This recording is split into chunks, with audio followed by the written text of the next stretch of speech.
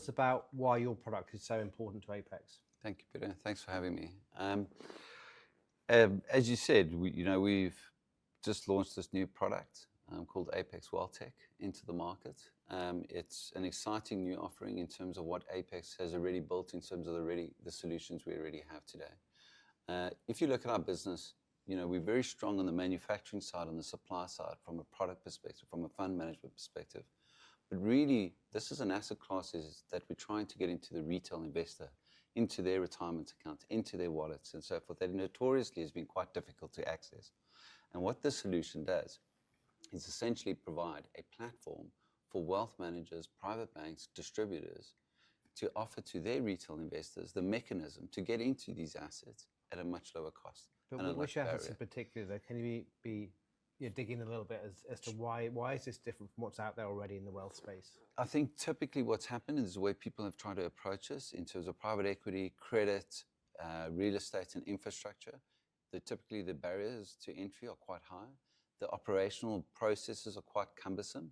And what we've done is we've digitized that process from end to end, the full life cycle of the entire investment that enables a wealth manager to sit with his client and digitally onboard him and lower the investment size, because what we actually do in terms of structuring the solution is we pull these assets into a no SPVO vehicle and make that investment on behalf of the client. And through that, we can start to create other opportunities such as liquidity management, transferability of that.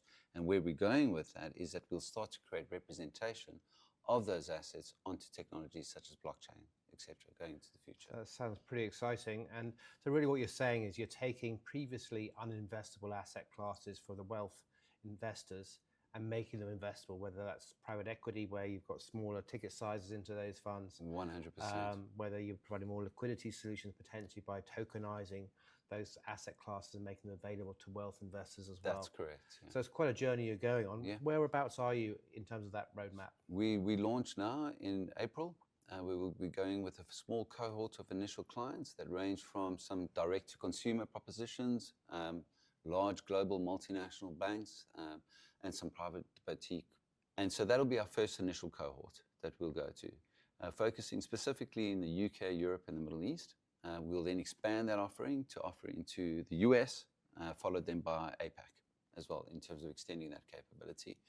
Just coming back to what you were saying a little bit earlier, what is really interesting, why this is so important, is this asset class has shown that it reduces volatility and increases return. And in the current market setting and so forth, that search for additional alpha and making sure that investments are protected and so forth, we feel that this is an important asset class that wealth managers need to give access to their clients.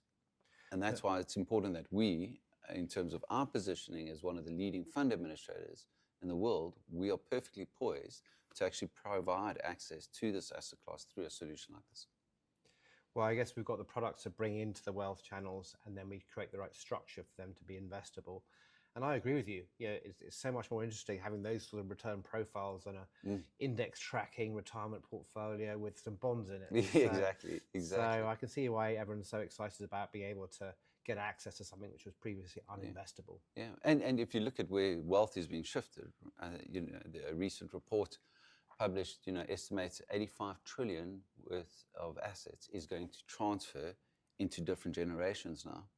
And I think the newer generation and newer investors that are coming into this wealth want to have access to a product like this, where typically in the past it's been difficult to access a product like this. And I think you're going to see more and more flow coming into that area. I mean, this year they expect that the market will reach $5 trillion in terms of retail investors, which is a tiny fraction if you compare it to the ETF listed market.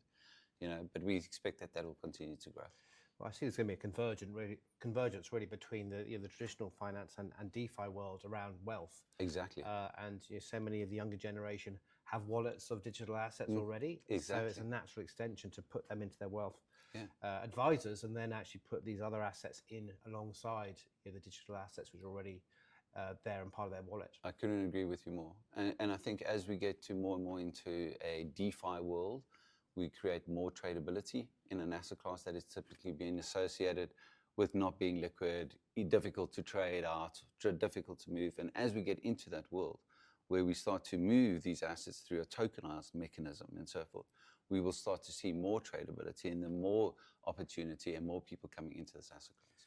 So what you're saying is, instead of people being locked into a great private equity investment for 7 to 10 years, the whole lifespan of that investment, actually, if it gets tokenized, they can trade it almost daily. Is that what you're saying? Yeah, almost 24/7, 365 all the time, right? So we no longer cut off by when is a trading window, if the market's closed at this particular point in time, et cetera, and so forth.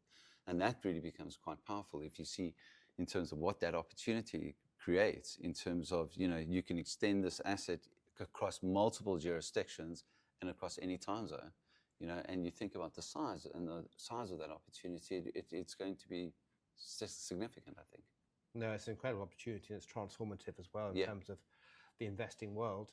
What's the level of adoption in terms of the your pre-marketing? Is there a lot of interest in what you're creating? Yes, I mean, we think, just in terms of assets, we think that our initial cohort assets will raise a couple of billion in the first year. We've got some really good interest, some really good prospects. I think in some really interesting markets, markets that are up and coming. The UAE, as an example, Saudi, the Middle East. There's a lot of interesting technology and a lot of development around product there. I think that some of the traditional houses are looking at this. We were talking to a large global bank recently, and their problem statement is they want to get private markets and alternatives to retail investors. They just don't know how. And we think that we've got that solution to answer that question for them. And we think that they're talking about 300,000 new investors in the next 3 years. So we know there's a need. I don't think the market's quite solved how yet, and we think we solved that for them. I think it's an incredible proposition, and it does solve the problem, because if banks can't be able to handle the digital side and be on blockchain, their investors, the wealth investors, will go and do those investments away from them. Exactly. And the assets for those, I suppose, wealth managers will dwindle. And they'll lose out on that opportunity. Yeah, so you help them keep those assets on platform, which Correct. is hugely valuable. Yeah. Which is, they want to grow their size of wallet with their clients in terms of what they're keeping with the bank and so forth, or their advice side. And so in that respect, what we're doing is we're providing them a turnkey solution that holds that asset, provides them a solution in custody, and can be representative on a blockchain, etc. Or in some cases, we could even offer them digital wallets through some of our partners, etc., and so forth. So, it really is a full end-to-end solution. So when they say, how do we solve this problem of retail? We're in a fortunate position because we've got almost multiple solutions that we can say to them, where is your client? What do they need? And how can we help you?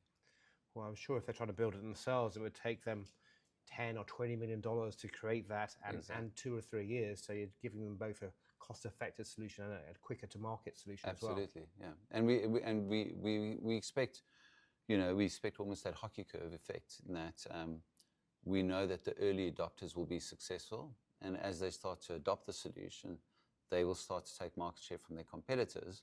And we think that then the rest of the market will follow. Sounds like an incredible journey. And I think it's probably going to be one of our key products for Apex as we build innovative solutions going forward. So it's great you're bringing it to market so quickly. Yeah, and we're looking forward to it. It's an exciting journey for us. And we think, we're changing the market. We're actually changing it for the better. Ultimately, at the end of the day, we're helping people save money for their futures, for their goals. And we're providing the infrastructure to do that. I think ethically that makes a great difference as well. So congratulations on what you built. Thank you.